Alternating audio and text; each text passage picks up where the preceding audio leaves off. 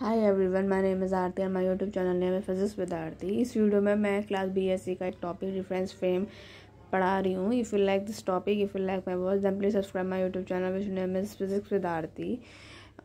मेरा टॉपिक यह है कि reference frame what do you mean by a reference frame. आप रेफरेंस फ्रेम से क्या समझते हैं। एक system related to which the motion of any object is described is called frame of reference। एक सिस्टम जो कि रिलेटिव होता है किसी मोशन ऑफ एन ऑब्जेक्ट का जो डिस्क्राइब करता है उसे हम कहते हैं फ्रेम ऑफ रेफरेंस। या motion of a body has no meaning unless, किसी भी मोशन का जो बॉडी का मोशन होता है वो मीनिंगलेस होता है या उससे कोई भी मीनिंग नहीं होता unless it is describe with respect to some well defined system. जब तक कि हम उसे कोई वेल डिफाइंड सिस्टम से डिस्क्राइब ना करते हैं।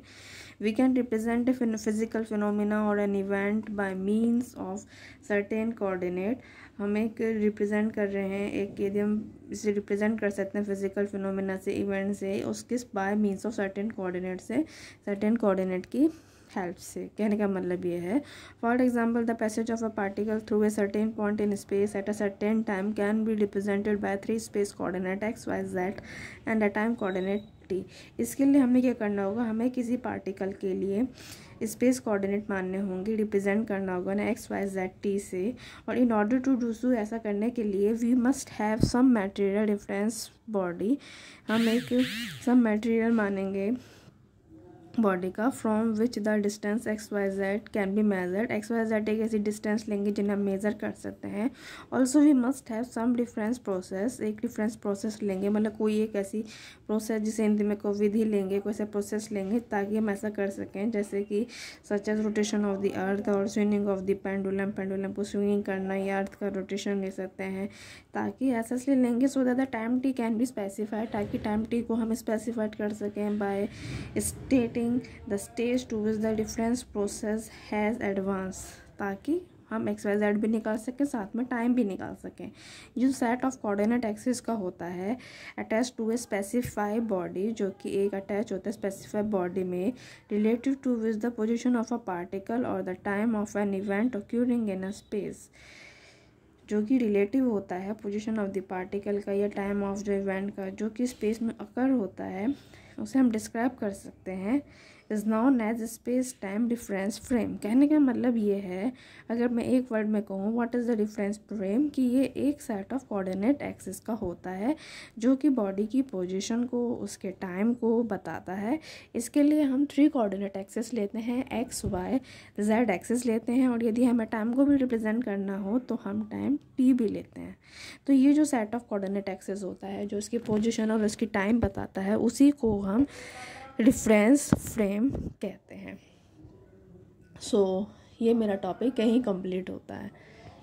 Now inertial frame, what is the inertial frame. ये मोस्ट इम्पॉर्टेंट होता है बीएससी के स्टूडेंट के लिए। कि Newton first law of motion is also known as law of inertia. Newton के फर्स्ट लॉ ऑफ मोशन को हम लॉ ऑफ इनर्शिया कहते हैं। अ रेफरेंस फ्रेम, जो कि मैंने आपको भी बताया ही, example a coordinate system in which Newton's first law of motion hold good, जिसमें न्यूटन के फर्स्ट लॉ ऑफ मोशन का वो पालन करता है, ठीक है, is known as inertial frame of reference. एक जो कोऑर्डिनेट सिस्टम जिसमें न्यूटन के first law of motion hold good होता है उसे हम कहते हैं इनर्शियल फ्रेम ऑफ रेफरेंस। ये जो इनर्शियल फ्रेम ऑफ बॉडी होती है वो continued in state of rest और of uniform motion in a straight line as long as no external force act on it. Inertial frame of body होती है वो लगातार या तो अपनी स्टेट ऑफ रेस्ट में रहती है, यूनिफॉर्म मोशन में रहती है इन स्ट्रेट लाइन में, जब तक कि उस पर कोई बाह्य बल ना लगा दिया जाए, और यही न्यूटन का फर्स्ट लॉ ऑफ मोशन होता है। All the Newton law of जो मोशन होते हैं वो होल्ड गुड होते हैं इन एन इनर्शियल फ्रेम में।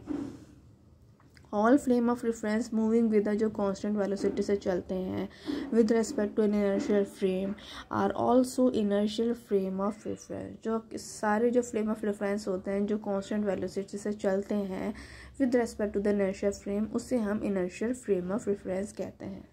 सो जो इनर्शियल फ्रेम ऑफ रेफरेंस होते हैं can be called an unaccelerated frame of reference. उन्हें हम अनएसिलरेटेड फ्रेम ऑफ रेफरेंस भी कहते हैं। आपके बीएससी में कभी भी सीधे लाइन में क्वेश्चन नहीं पूछा जाता। जैसे इनर्शियल फ्रेम है तो एग्जामिनर कभी भी आपसे इनर्शियल फ्रेम नहीं पूछेगा, वो आपसे पूछेगा what is the unaccelerated frame of reference, या एक ऐसा फ्रेम ऑफ रेफरेंस बताओ जिसमें न्यूटन का first law of motion hold good होता हो, उसका पालन करता हो। तो तब कहने का मतलब क्या है कि वो क्या पूछ रहा है, वो आपसे इनर्शियल फ्रेम पूछ रहा है। तो ये टॉपिक मेरा यहीं कंप्लीट होता है। Now what is non inertial frame. Inertial frame क्या होता है ये मैंने आपको भी बता दिया। What is non inertial frame, जो बेसिक लॉ ऑफ फिजिक्स के होते हैं आर नॉट चेंज, वो चेंज नहीं होते हैं in form in inertial frame of reference, inertial frame of reference के फॉर्म में। But when a frame of reference is accelerated, लेकिन जब फ्रेम ऑफ रेफरेंस एसिलरेटेड हो जाता है relative to an inertial frame के, the form of basic physical law such as Newton second law of motion become completely different. लेकिन जब हमारा frame of reference accelerated हो जाता है तो हमारा न्यूटन का सेकेंड लॉ कम्प्लीटली डिफरेंट हो जाता है। और such frame of reference having an accelerated motion, ये जो फ्रेम ऑफ रेफरेंस होता है उसका जो मोशन होता है वो एसिलरेटेड होता है, having an accelerated motion relative to an inertial frame, inertial frame के रिलेटिव में, are called non inertial frame of reference. इसे हम क्या कहते हैं, non inertial frame of reference. Since a uniform rotating frame has a centripetal acceleration so it is also a non inertial frame. जो कि एक यूनिफॉर्म रोटेटिंग फ्रेम होता है उसमें सेंट्रीपिटल एक्सीलरेशन तो लगता ही है, तो उसे भी हम नॉन इनर्शियल फ्रेम कहते हैं। दस a non-inertial frame may either be a frame having uniform linear acceleration or be a frame which is uniformly rotating। इसलिए हम non-inertial frame जो होता है may either be, या तो उसमें linear acceleration होता है या वो uniform rotating करता है। मीन्स हम non-inertial frame को क्या कह सकते हैं, accelerated frame of reference कह सकते हैं। ठीक, आपसे फिर से वो अनदर लैंग्वेज में पूछ सकता है कि what is accelerated frame of reference. तो जो एसिलरेटेड फ्रेम ऑफ रेफरेंस है और जो नॉन इनर्शियल फ्रेम है वो दोनों एक ही बात है। एग्जामिनर कभी भी स्पेशली बीएससी में कभी भी आपसे सीधे वर्ड में नहीं पूछता है, ये मैंने पहले भी कहा भी और मैं दोबारा से कह रही हूँ कि वो कभी ये नहीं कहेगा कि what is the non inertial frame, वो आपसे हमेशा ये कहेगा कि what is the accelerated frame of reference. तो दोनों का एक ही मतलब है, नॉन इनर्शियल फ्रेम कहे या एसिलरेटेड फ्रेम ऑफ रेफरेंस कहे, दोनों एक ही है। ये टॉपिक मेरा यहीं कंप्लीट होता है। Earth is a non-inertial frame. That is the most important topic for the BSc student. What is the non-inertial frame? ये मैं आपको पहले बता चुकी हूँ अभी। तो इसमें हम करेंगे कि अर्थ एक नॉन इनर्शियल फ्रेम है। Let's start.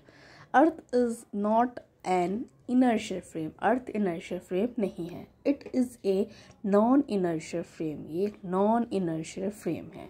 The earth is a rotating sphere, earth एक रोटेटिंग स्फीयर होता है। As it is rotating about its own axis, ये रोटेट करती है अपनी ऑन एक्सिस पर। It has a centripetal acceleration due to rotation, क्योंकि ये रोटेट करती है तो इसके पास सेंट्रीपिटल एक्सीलरेशन होता है। और जिस भी फ्रेम ऑफ रेफरेंस के पास एक्सीलरेशन होता है उसे हम क्या कहते हैं, non inertial frame of reference. क्योंकि हमने अभी अभी पढ़ा है कि नॉन इनर्शियल फ्रेम को हम क्या कहते हैं, एक्सीलरेटेड फ्रेम ऑफ रेफरेंस कहते हैं। क्योंकि अर्थ के पास एक्सीलरेशन होता है क्योंकि वो रोटेट करती है, तो इसलिए क्योंकि उसके पास एक्सीलरेशन होता है तो इसलिए हम उसे नॉन इनर्शियल फ्रेम कहते हैं। अब हम यहाँ पे इसकी सेंट्रीपिटल एक्सीलरेशन की वैल्यू निकालेंगे। In addition earth also revolve round the sun in a period of 1 year in an orbit of radius 1.49 into 10⁸ kilometre. Earth revolve करती है सन के चारों तरफ, ठीक, in a period of 1 year में, orbit जिसकी रेडियस होती है 1.49 10⁸ किलोमीटर। इसकी जो ऑर्बिटल वेलोसिटी हम निकालेंगे v = 2πr/t। 2 पाई हो गया। आर की वैल्यू 1.49 इंटू 10 की पावर 8 इंटू 10 की पावर 3 किलोमीटर को मीटर बदलने के लिए, क्योंकि 1 किलोमीटर में 1000 मीटर होता है, तो हमने 10 की पावर 8 को मीटर में मल्टीप्लाई करने के लिए 10 की पावर 3 से मल्टीप्लाई कर दिया अपॉन 365 डेज। एक डे में 24 आवर होते हैं, 24 से मल्टीप्लाई कर दी। एक आवर में 60 मिनट होते हैं, तो 60 से मल्टीप्लाई कर दी। और एक मिनट में 60 सेकंड होते हैं, तो 60 से मल्टीप्लाई कर दी। ठीक, 60 की मल्टीप्लाई क्योंकि पहली बार, क्योंकि एक आवर में 60 मिनट और एक मिनट में चूँकि 60 सेकंड होते हैं, इसलिए दोबारा से हमने 60 की मल्टीप्लाई कर दी। सॉल्व करके 3 इंटू 10 की पावर 4 मीटर पर सेकंड निकल गया। And the centimetre acceleration of the earth due to revolution is given by v² upon r। v की वैल्यू क्यों निकाली थी? ताकि हम सेंटीमीटर एक्सीलरेशन निकाल सके, क्योंकि सेंटीमीटर एक्सीलरेशन का फॉर्मूला होता है, सेंटीमीटर एक्सीलरेशन का फॉर्मूला होता है v² अपॉन r। v की वैल्यू रख दी 3 इंटू 10 की पावर 4, 3 इंटू 10 की पावर 4 अपॉन r की वैल्यू 1.49 10 की पावर 8 किलोमीटर को मीटर बदलने के लिए 10 की पावर 3 से मल्टीप्लाई कर दी। सॉल्व किया 6 इंटू 10 की पावर -3 मीटर पर सेकेंड आ गया। तो ये क्या निकाल दिया हमने? सेंटीमीटर एक्सीलरेशन की वैल्यू निकाल दी। किसकी? अर्थ से। इसका मतलब अर्थ में एक्सीलरेशन होता है, उसकी वैल्यू हमने निकाल दी 6 इंटू 10 की पावर -3 मीटर पर सेकेंड। तो इसका मतलब क्या है? अर्थ क्या है? एक्सीलरेटेड फ्रेम है, यही मैंने लिख रखा है। Thus the reference frame attach to the earth is NaN accelerated frame है and is therefore non inertial, क्योंकि नॉन इनर्शियल को ही हम क्या कहते हैं? एक्सीलरेटेड फ्रेम ऑफ रेफरेंस कहते हैं। तो यहाँ से क्या प्रूफ कर दिया हमने? Earth is the non inertial frame. So ये टॉपिक मेरा यही कंप्लीट होता है। So if you like this video then please subscribe my YouTube channel which name is Physics with Aarti, क्योंकि यदि आप मेरे चैनल को सब्सक्राइब करेंगे तो मुझे मोटिवेशन मिलेगा और अपने ऐसे ही वीडियो चैनल अपलोड करती रहूँगी। Because notes are most important. आप किसी भी चीज़ को कितना भी समझ लीजिए, लास्ट पेपर में आपको नोट्स लिखने होते हैं जिसके बेस पर आपके एग्जाम में डिवीजन बनती है। So for examination purpose notes are most important. So please subscribe my YouTube channel which name is physics with Aarti, क्योंकि आप मेरे चैनल सब्सक्राइब करेंगे तो मुझे मोटिवेशन मिलेगा और मैं ऐसे ही नोट्स आपको प्रोवाइड करवाती रहूँगी। सो again if you like this video then please subscribe my YouTube channel which name is Physics with Aarti. Okay, bye.